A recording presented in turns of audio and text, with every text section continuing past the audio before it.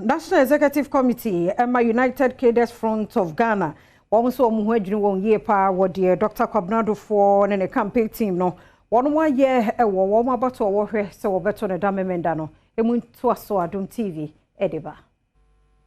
National Executive Committee, woman and a year United Cadres Front of Ghana, Edi abetu just say, Anamontua, Dr. Duffuor, a 2 year, Edekoje court, injunction, Edebetu, Abatu Ebeko so Meminedano, Womude, Womuntiso Dogobi Enuabe, Womo Air Catcher Delegate, Womo National Democratic Congress, NDC say, Womunya Humboa, Se Meminedano, Womuntua Bano, Kesepa, Enfama Kani, Mampeni, John Dramani Mahama, no Meya Akandini, Emma NDC Amanyukun, Sa Kedesi, Eye wona womo eka wono ebom ewo NDC amanyokonim emfa ne mentimi wase ebebem omanfoi e de atodwa se womanfo a womo kan Dr. Duffuor ho na womo eye campaign womo mu bi eye Cadrefoɔ nanso womo nti ase de enti a Cadrefoɔ ebeka papa hu no matu sa na mo no womo e de ato eye functional executive committee nanim wona womo ehwe election so ene wona womo ehwe emra so ewo NDC amanyokonu emu se womo enhwe se womo de niema begu akwam se ne abato ebekɔ so memneda no ebeba so ensem ebeto odwei de ne nsa ehye enkrata ase eye comrade Keda Shine Gave wono eye national chairman Edema United Cadres Front of Ghana